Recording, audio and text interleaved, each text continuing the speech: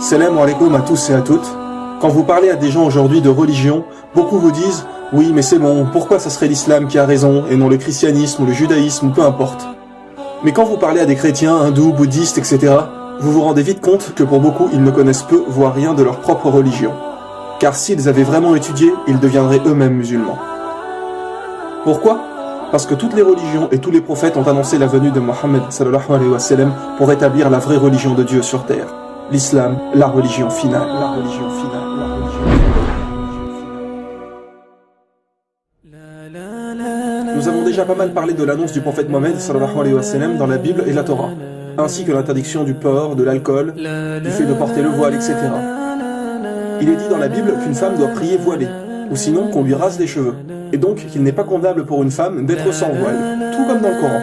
Dans Corinthiens chapitre 11, dans les versets 5 et 6, il est dit « Toute femme au contraire qui prie ou qui prophétise la tête non voilée déshonore son Dieu, c'est comme si elle était rasée. Car si une femme n'est pas voilée, qu'elle se coupe aussi les cheveux. Or, s'il est honteux pour une femme d'avoir les cheveux coupés ou d'être rasée, qu'elle se voile. » Cela pour rappeler que Dieu nous a toujours envoyé une seule et même religion. Une seule et même religion. Une seule et même religion.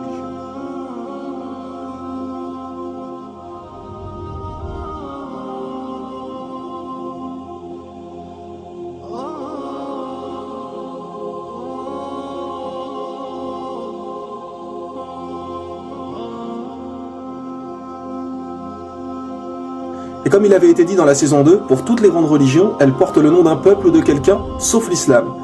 L'islam veut dire faire ce que Dieu nous demande, alors que les autres noms ont été inventés suite à quelqu'un généralement. Le christianisme pour Jésus-Christ. Donc quoi, avant Jésus, la religion de Dieu n'existait pas?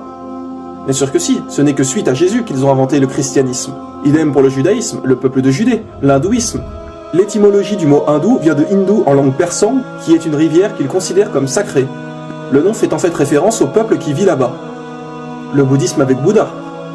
Le prophète Bouddha, qui en réalité s'appelait Gautama, n'a été appelé Bouddha qu'après sa révélation.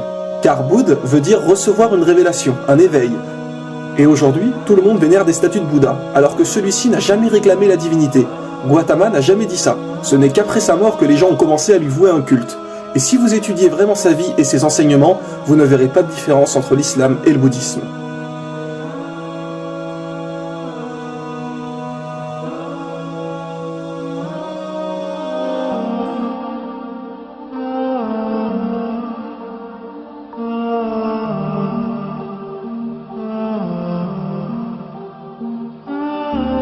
Attention, nous ne disons pas que Bouddha était forcément un prophète d'Allah, car aucun verset du Coran ou hadith mentionne son nom comme prophète.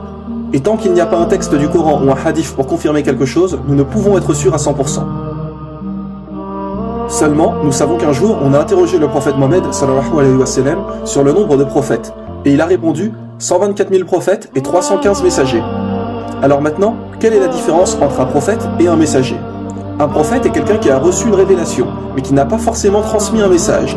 Par exemple, Mohammed sallallahu alayhi wa sallam était un prophète et messager, puisqu'il a reçu une révélation et nous a également transmis le Coran. Idem pour Moïse, qui nous a donné la Torah. Mais un prophète n'est pas forcément un messager. Dieu peut simplement lui parler et lui donner des commandements, sans lui donner un livre à transmettre à son peuple. Mais Allah a dit dans le Coran, à chaque communauté un prophète. Ce qui est bien évidemment juste. Allah n'a jamais laissé une seule communauté sans prophète. Donc peu importe où sur terre et à quelle époque, chaque communauté a eu un prophète pour les guider, ce qui explique le nombre de 124 000 prophètes.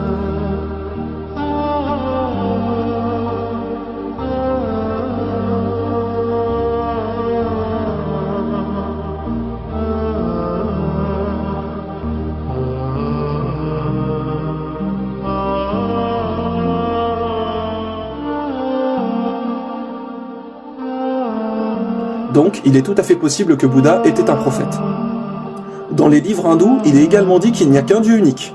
Il est même dit dans leur livre sacré Svetasvatara, Upanishad, chapitre 4, verset 19, et également dans le Yajurved, chapitre 32, verset 3, Natasya Pratima Asti, qui veut dire « Pour Dieu, il n'y a pas de Pratima ».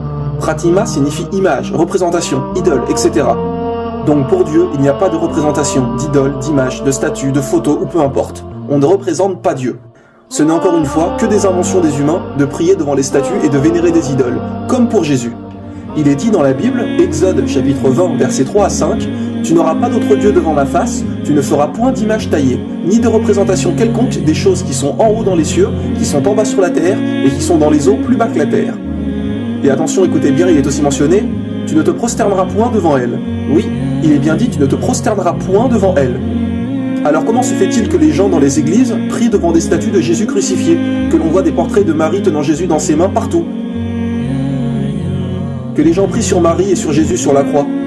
Parce qu'encore une fois, les gens n'ont aucune connaissance des livres et ne suivent que ce qu'on leur a dit.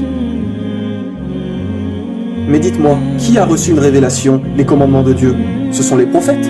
Alors ce sont les enseignements des prophètes qu'il faut suivre, et non tout et n'importe quoi. Les gens prennent des statues pour des dieux. Imaginez si la statue tombe et se casse. Alors ça y est, Dieu est mort? Un peu de logique, voyons.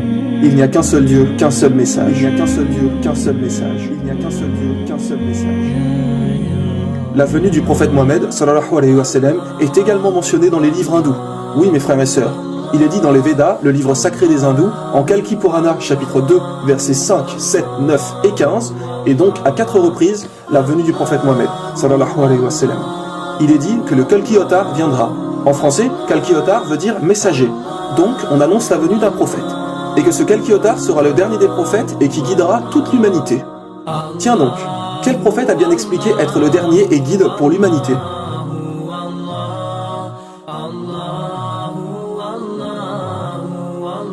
Il est dit que le nom du père de ce prophète serait Vishnuash, qui veut dire serviteur de Dieu. Bien évidemment, il parlait la langue hindoue.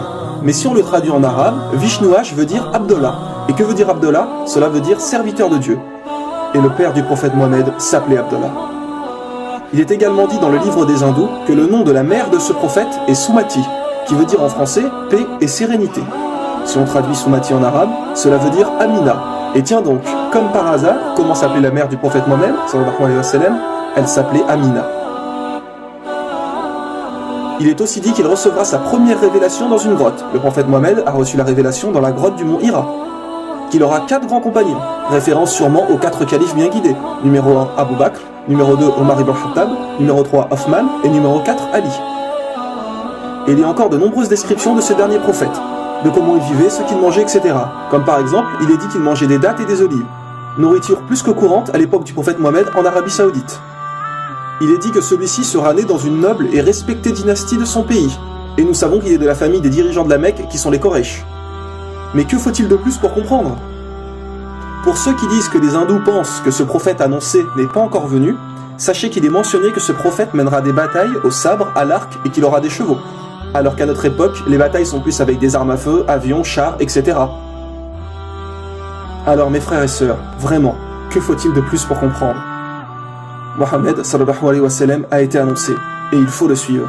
Comme dit Jésus, il est celui qui vous guidera dans toute la vérité, dans toute la vérité, dans toute la vérité, dans toute la vérité. L'islam est la religion de Dieu, la religion originale, la religion finale, la religion finale.